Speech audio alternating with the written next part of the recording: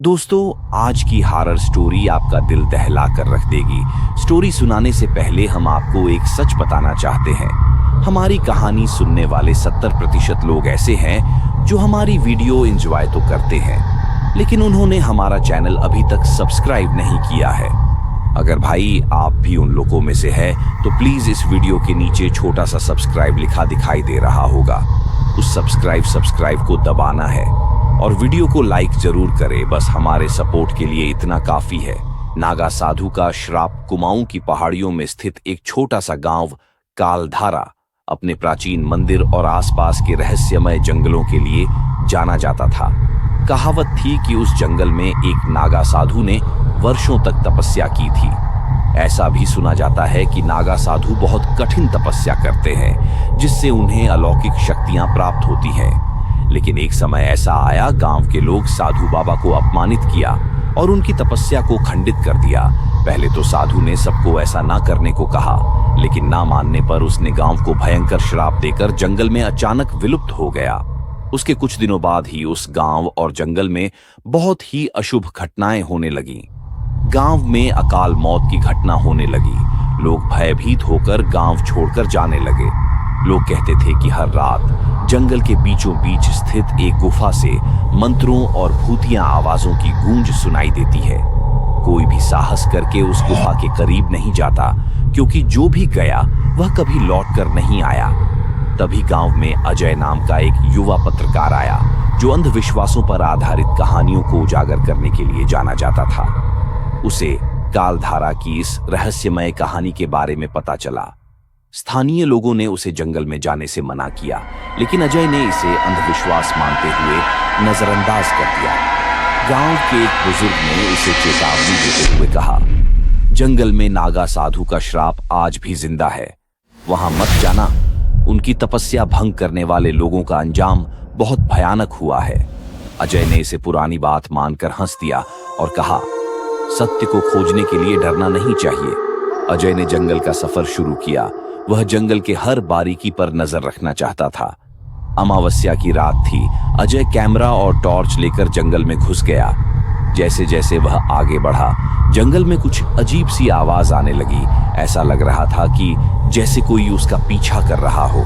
अचानक अजीब सी ठंडक महसूस होने लगी। हवा में एक अजीब सी डरावना स्वर गूंजने लगा और घंटियों की ध्वनि सुनाई देने लगी। जैसे ही अजय जंगल के बीचों बीच पहुंचा, अचानक उसके सामने एक काला साया विकराल रूप धारण करके रास्ता रोकने की कोशिश करने लगा। अजय अब डर चुका था। फिर उसने सोचा, हो सकता है किसी मनुष्य का बिछाया जाल हो। उसे कुछ दूर एक गुफा दिखाई दिया। गुफा के पास एक अजीब सा त्रिशूल जमीन में गड़ा हुआ था। त्रिशूल पर सूखी खून की बूंदें नजर आ रही थी। गुफा के भीतर से धीमी धीमी मंजन की आवाजें आ रही थी। चारों तरफ हल्की हल्की धुआं सा छाया हुआ था।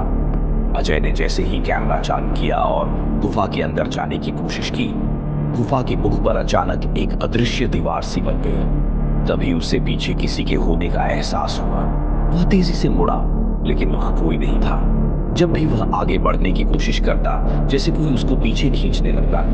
अब अजय को उनकी अनुभव महसूस होने लगा। गुफा के बाहर अचानक घना कोहरा छा गया। अजय को एक डरावनी परछाई दिखी, जो धीरे धीरे उसके करीब आने लगी। वह परछाई एक नागा साधु की थी। उसके शरीर पर भस्म लगी थी और उसकी आंखें जलती हुई अंगारों की तरह चमक रही थी। साधु ने गूंजती आवाज में कहा, तुमने मेरी तपस्या के स्थान पर कदम रखा है। अब तुम्हारी मौत कोई नहीं टाल सकता। क्या तुम नहीं जानते थे कि मेरी तपस्या में बाधा बनने पर अंजाम मौत ही है? क्या तुम अपनी जान देने को तैयार हो?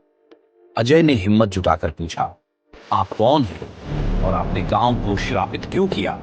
साधु ने एक रहस्यमय हंसी के साथ जवाब दिया, सदियों पहले मैं यहाँ अपनी साधना में लीन था, लेकिन इंसानों के लालच ने मुझे धोखा दिया। उन्होंने मेरी तपस्या भंग की और मेरा अपमान किया।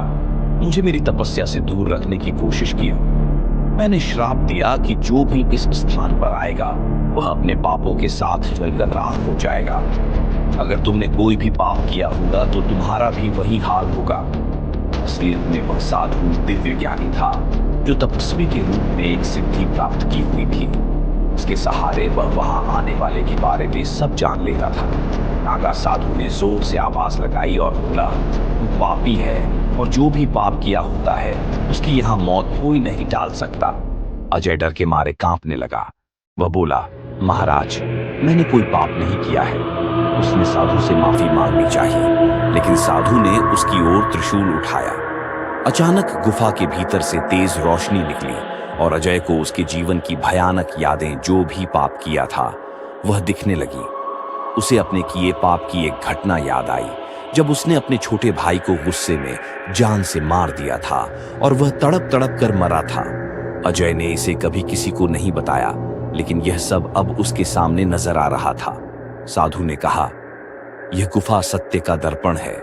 जो भी यहाँ आता है उसे अपने सबसे बड़े पाप का सामना करना पड़ता है। अब तुम्हें यह तय करना होगा कि तुम इस गिल्ट के साथ जी सकते हो या इसे यहीं छोड़कर हमेशा के लिए इस श्राप का हिस्सा बनना चाहते हो। अजय ने रोते हुए साधु से कहा, मुझे माफ कर दो। मैंने अपने स्वार्थ में कितना बड़ा अपराध किया है और उस आज तक दबाने की कोशिश की। साधु ने कहा, कुछ भी हो, लेकिन हर पाप की कीमत चुकानी पड़ती है। तुम यहां से जा नहीं सकते हो। एक योगी के श्राप के चलते तुम्हारा अंत अब निश्चित है।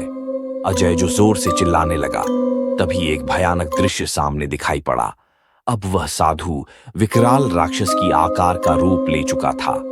उस विकराल रूप को देखकर ही अजय का प्राण निकल चुका था।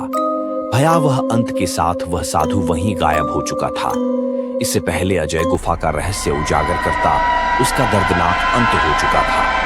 सुबह लोगों ने बहुत खोजबीन किया तो गुफा से कुछ दूर आगे उसका टूटा हुआ कैमरा मिला। गुफा के पीछे अजय की शरीर ठीक उसी तरह आधी जली हुई मिली जिस तरह वहां जाने वाले अन्य लोगों का हुआ था।